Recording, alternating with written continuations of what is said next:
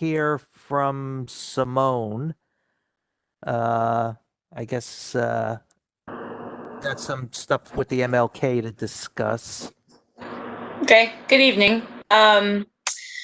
Essentially, the MLK Center is around and is supposed to provide services for residents. Now, currently, the lease that we have with the existing not-for-profit that has been working in the building had expired quite some time ago, and they're operating in a holdover situation. So we have been approached by a couple of not-for-profits that have expressed some interest in, potentially being able to provide additional services than what are currently being provided there. So we have been talking about the idea of putting out a request for either proposals or qualifications for qualified not-for-profits that would be able to provide services to the community out of the building. And we think that this might be a great way to go. We could have more than one organization in there, which we currently have one. We could have more than one providing various different types of services.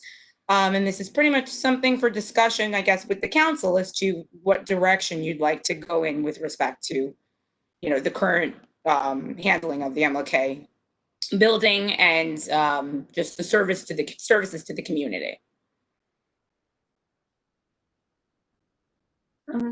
This is Karen. Can you talk a little bit about the history of the building? I thought it was a city building that was built in the 1960s. I'm not completely familiar with the history of the building. I think you are correct that it was built somewhere around that time. And there has, as I said, been a very long-term lease with a not-for-profit.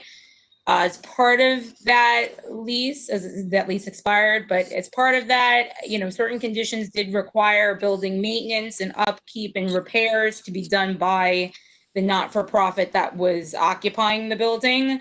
However, it's my understanding from Tommy Cantor and some of the other building maintenance people that we are still providing, I guess, repairs and updates, and a number of parts of the building have fallen to somewhat of a disrepair. And it's fallen back on the city to do these repairs, even though that wasn't necessarily what was originally contemplated. So we are incurring that cost. Wait.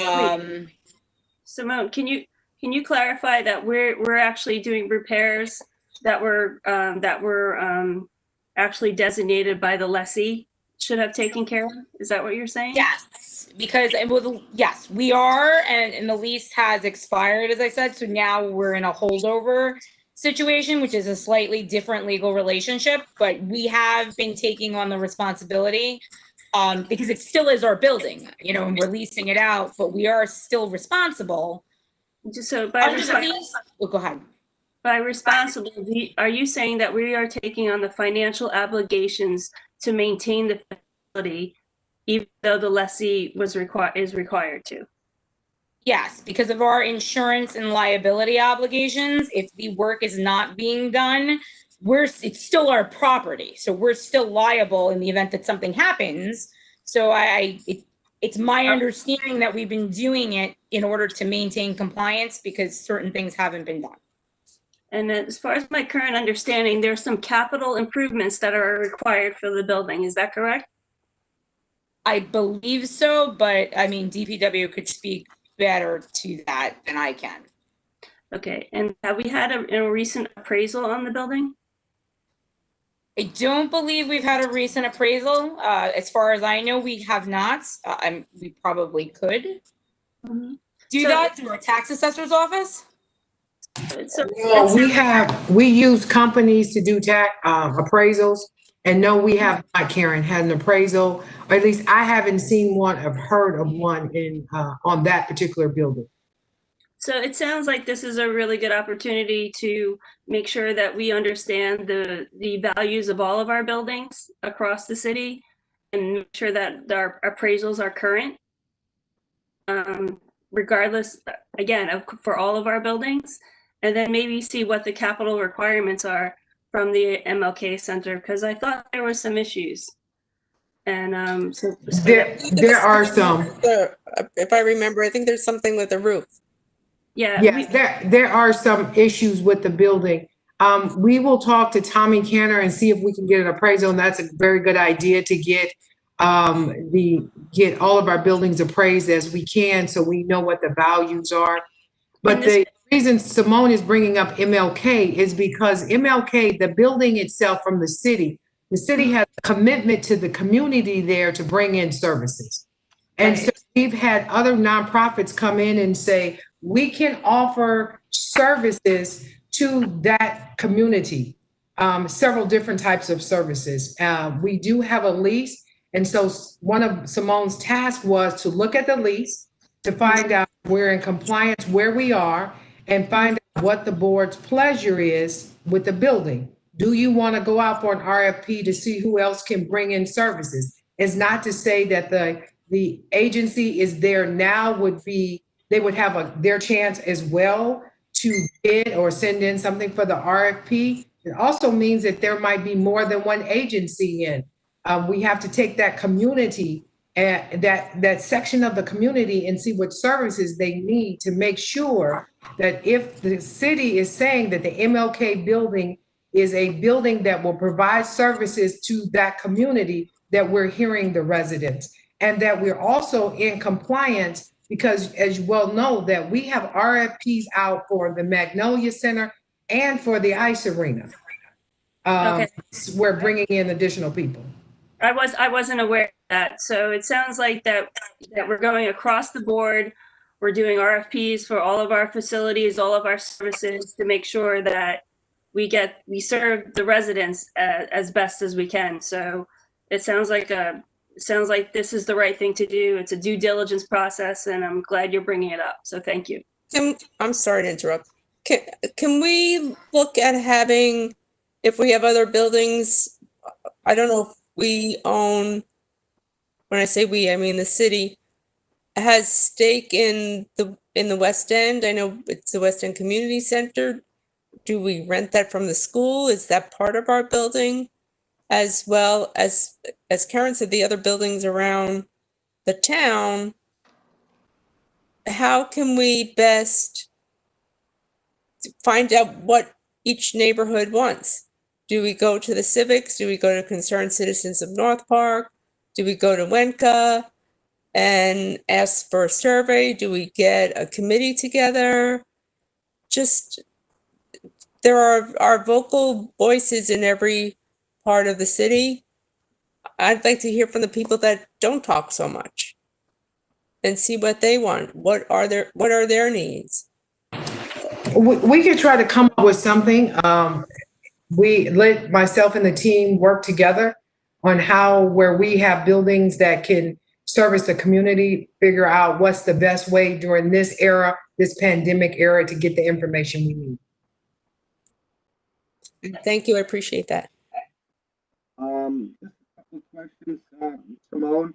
You had Yes. mentioned you wanted us to consider a request for proposal because there's only one type of service that's being offered currently, but there may be parties interested in offering multiple services. Would that be accurate? Okay. Yes, well, it could be a range. I mean, you've been approached by other non-for-profits that have basically indicated that they could provide other services than are currently being served for that community that they do need. So we're basically saying we should probably put out a request for proposals or qualifications to, get back proposals and determine what, assess the need of the community. And then if we can have more than, it's always better to provide more services than less to the community. So if we can do that, that would be good. I just want to mention that there is a rich history about the MLK Center in Long Beach. And there was I think it was a professor that actually wrote an editorial in the Long Beach Herald talking about the importance of the MLK Center to our community. Therefore, I would just hope that we are cognizant of that history and that we make sure that we stay as close as we can to the original mission and intent of that location. Exactly. Thank you. Like Liz said, I think community input and their needs, and if it's not being provided for, and that should be incorporated in the soon-to-be future RFP. So collectively, all bases are covered. The one question I have, is there somebody or some group or some organization that wanted to come in to help distribute, whether it's like a vaccine testing site or something, where they couldn't because of a conflict? No? Okay. Not that I'm aware of. Okay.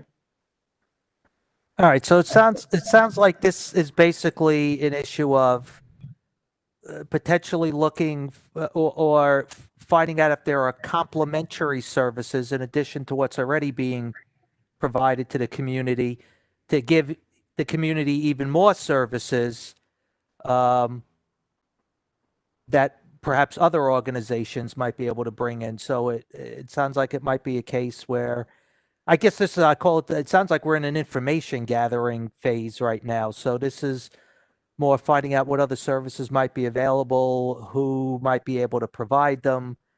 And so it might be a case where some point down the line, there could be several organizations operating out of MLK, each providing different services. Would that be similar to something like the Magnolia Center? There's the senior program, I know there are a couple of things that ran out of there. There's the art program. I don't know if they were quite different nonprofits, but In the Magnolia Center, the only thing that's in the RFP for the Magnolia Center is the daycare. okay. And they would take over all the daycare. We discussed putting out the RFP for the MLK Center is so, Karen, we can do everything that you talked about. We are hearing what the community is saying, and that the people that want to come into the center will be able to pay the city. Because the city has not collected rent for that facility in quite a while. And so that we will have, whether we decide to put out RFP or not, the current contract has to be renegotiated. And what we're doing, just not for contracts with buildings, but if we have contracts with vendors, we are now going back out to RFP to see if we can get some of our goods and services at a cheaper price. So it's not that we're picking on any one particular building. We're doing this overall in the city where we can save money, and where, we can bring more services. And to President Bendo's point, there could be more than one nonprofit that operates out of the MLK Center, and that this is a win-win for the community and for the taxpayers. So, and I'm really, thank you very much for bringing this up, and I'm really glad to hear about all the process that you're going through, Donna, with your team about reviewing every contract to make sure that we're doing our job and getting the most for our residents. So again, thank you.